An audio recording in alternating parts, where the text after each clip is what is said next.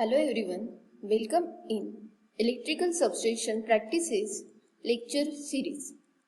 This subject is abbreviated as ESP, having the subject code 22633. Our unit number 1 is Overview of Electric Substation. So, let us start our lecture number 1 on the topic is Overview of Electric Substation. The course outcome is student will able to follow the safety rules for substation, and the learning outcome is student will able to explain the need of electric substation and they will able to select the site for the substation.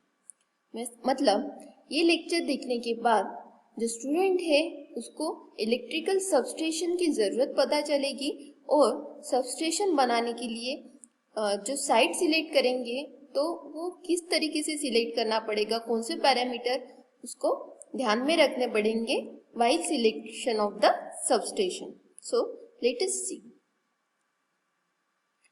the introduction to electric substation. जैसे कि आप सभी ने substation लिखा होगा. Substation मतलब क्या रहता है? सबस्टेशन मतलब एक पार्ट रहता है electrical generation, transmission and distribution का. जैसे कि हमको पता है इलेक्ट्रिकल एनर्जी सबसे पहले क्या होती है? जनरेट होती है एट जनरेटिंग स्टेशन. देन उसके बाद हम वो जो इलेक्ट्रिसिटी हमने जनरेट की है उसको क्या करते हैं? ट्रांसमिशन लाइन से ट्रांसमिट करते हैं from generating station to distribution station तक. उसके बाद हम क्या करते हैं? ट्रांसमिशन लाइन आने के बाद एक वहां पे फिर से एक सबस्टेशन बनाया जाता है, उसको बोलते हैं हम डिस्ट्रीब्यूशन सबस्टेशन. वहां पे ट्रांसमिशन लाइन पावर को लाती है, इलेक्ट्रिकल पावर को, और उसके बाद वहां से क्या होता है? डिस्ट्रीब्यूट होता है. तो सबस्टेशन क्या है? एक पार्ट है electrical generation, transmission and distribution का. A substation transform voltage from high to low और द रिवर्स. सबस्टेशन क्या करता है? वोल्टेज को हाई वोल्टेज से लो वोल्टेज में कन्वर्ट करता है या फिर लो वोल्टेज से हाई वोल्टेज में कन्वर्ट करता है. जैसे कि हमने बोला अभी पहले क्या हो रहा है? जनरेट हो रहा है, बाद में उसको ट्रांसमिट कर रहे हैं. तो क्या करेंगे? जो जनरेटिंग पावर है उसको ट्रांसमिशन लाइन में जब ट्रांसमिट करते हैं तो लॉसेस कम होने के लिए हम क्या करते हैं? उसको हाई वोल्टेज में कन्वर्ट करते हैं. तो हाई वोल्टेज करना मतलब क्या करना? लो वोल्टेज को हाई वोल्टेज करना, स्टेप अप करना, मतलब उसको लो से हाई वोल्टेज में कन्वर्ट करेंगे.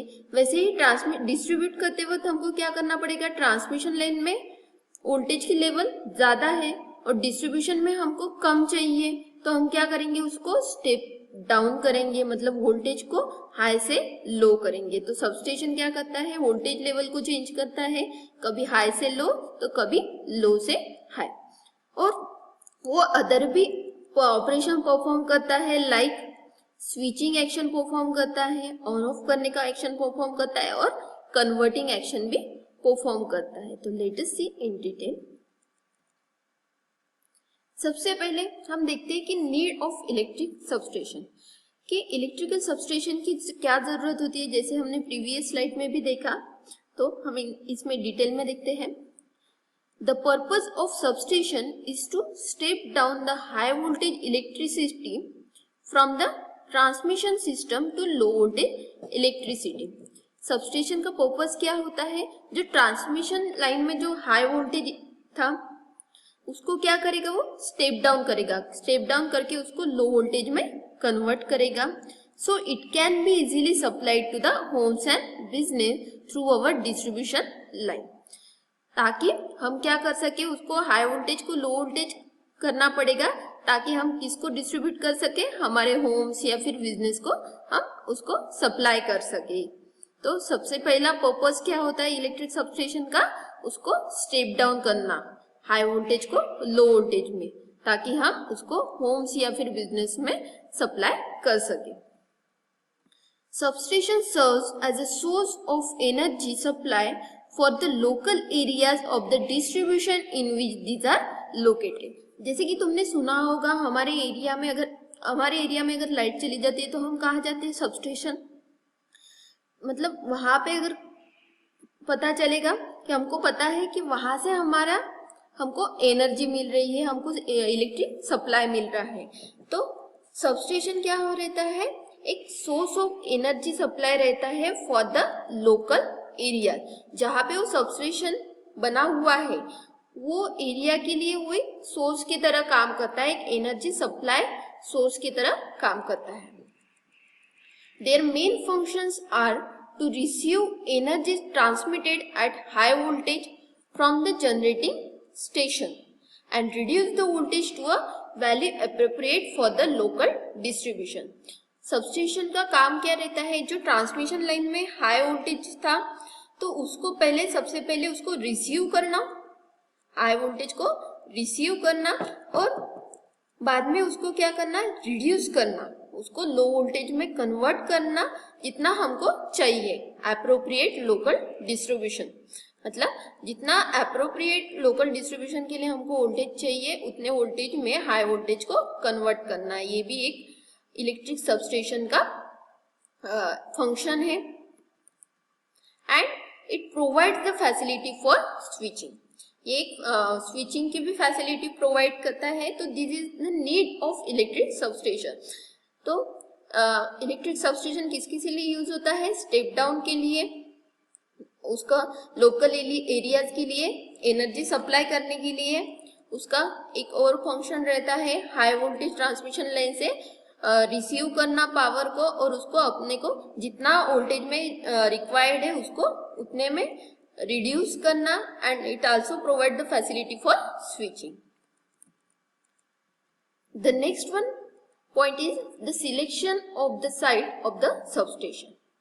तो जब हम सबस्टेशन के लिए साइट सिलेक्ट करेंगे तो कौन से फैक्टर्स अफेक्टेड रहेंगे, कौन से फैक्टर हमको देखना पड़ेगा while selection of the site of the substation. तो सबसे पहला फैक्टर है टाइप ऑफ सबस्टेशन, मतलब सबस्टेशन हमारा कौन से टाइप का है उस पर डिपेंड करेगा कि हम उसके लिए साइट कौन सी सिलेक्ट करते हैं। तो जैसे कि इसके हिसाब से हम बोल सकते हैं स्टेप ऑफ सबस्टेशन और स्टेप डाउन सबस्टेशन।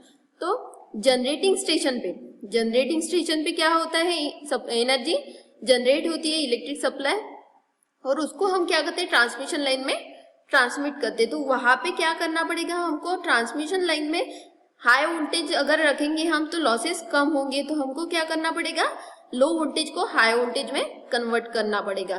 तो अगर वो जनरेटिंग स्टेशन के पास लगा रहे हम तो वहां पे हमको स्टेप अप सबस्टेशन बनाना पड़ेगा। अगर हम डिस्ट्रीब्यूशन सबस्टेशन बना रहे हैं तो वहां पे क्या होगा, ट्रांसमिशन लाइन से हम ले रहे हैं और उसको बाद में डिस्ट्रीब्यूट कर रहे हैं, ठीक है।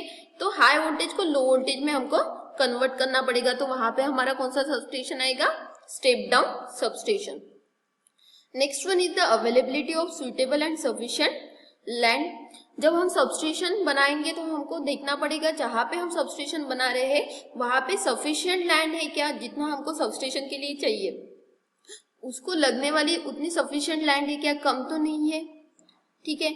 और जो सुइटेबल मतलब उसकी लैंड की जो क्वालिटी है वो प्रॉपर है क्या, मतलब वहां पे अगर बारिश होती है तो वहां की जो सॉइल है वो कैसे रहनी चाहिए, वाटर लॉक नहीं रहनी चाहिए, मतलब वाटर को पकड़ के रहने वाली नहीं चाहिए, प्रॉपरली अगर बारिश भी होती है तो जल्दी से जल्दी वहां का पानी निकल जाना चाहिए। Next third one factor is the communication facility. तो हम जब सबस्टेशन बनाएंगे तो ऐसा देखेंगे कि हम प्रॉपरली सबस्टेशन के साथ कम्युनिकेट कर पाएंगे क्या। अगर सबस्टेशन बना दिया हमने बहुत दूर पर वहां से अगर हम कम्युनिकेशन ही नहीं कर सकेंगे, अगर कहीं पे फॉल्ट आया और सबस्टेशन तक कम्युनिकेट ही नहीं कर पाएंगे तो कोई मतलब है क्या, नहीं। तो इसलिए communication facility is also required. Fourth one is the atmospheric pollution. हम जब साइट सिलेक्ट करेंगे तो हमको एटमॉस्फेरिक पोल्यूशन भी देखना पड़ेगा, वहां के एटमॉस्फेरिक कंडीशन देखनी पड़ेगी कि वहां पे एटमॉस्फेरिक में पोल्यूशन है क्या। अगर ऐसा होता है तो क्या होगा, हमको पता है सबस्टेशन में नंबर ऑफ इक्विपमेंट रहेंगे, अगर वहां पे एयर पोल्यूशन है करोजिव नेचर का तो वहां पे क्या होगा, हमारे जो इक्विपमेंट है उसका कोरोजन हो जाएगा और वो इक्विपमेंट काम करना बंद हो जाएंगे, तो इसलिए वहां का एटमॉस्फेरिक पोल्यूशन भी देखना जरूरी है। Fifth one factor is the availability of essential amenities to the staff. जहाँ जो स्टाफ वहां पे सबस्टेशन में काम करेगा उसके लिए जो उसको जो जरूरत है, जैसे कि उसको प्रॉपर पानी मिलना चाहिए पीने के लिए, उसके मतलब वहां पे उनके जो बच्चे अगर है तो उनके लिए प्रॉपर स्कूल, हॉस्पिटल्स वगैरह सब जो इसेंशियल एमिनिटीज है वो उसको मिलनी चाहिए। तो हमको जब सबस्टेशन बनाएंगे तो ये सब भी देखना पड़ेगा कि वहां पे जो स्टाफ काम कर रहा है उनको इसेंशियल एमिनिटीज अवेलेबल है कि नहीं। Sixth one is the drainage facility. Drainage facility मतलब वहां पे प्रॉपर जो वाटर का जो मैनेजमेंट है वो प्रॉपर है कि नहीं है। अगर नहीं है, सपोज वहां पे बारिश आ रही है या फिर कुछ बारिश की वजह से अगर पानी जमा हो रहा है, अगर प्रॉपर मैनेजमेंट नहीं है तो क्या होगा, वो पानी नहीं निकलेगा।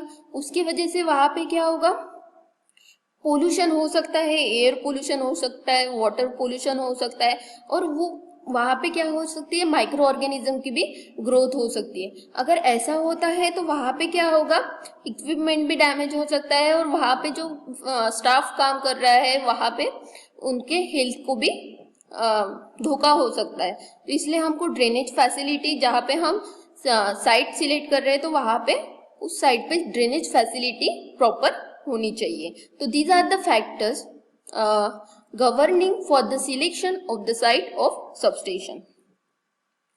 So let us summarize our today's session. In this session we study the need of electric substation. Electrical substation की क्या जरूरत होती है ये हमने देखा। And second one we studied the factors governing the selection of the site of substation, कि कौन से factors हमको ध्यान में रखने पड़ेंगे while selection of the site of substation. Assignment for today's session is state the need of electric substation and state what are the factors governing the selection of the site of the substation. Views satisfied by the today's session are these. In the next lecture we will going to learn about classification of substation. Thank you for watching this video and keep learning.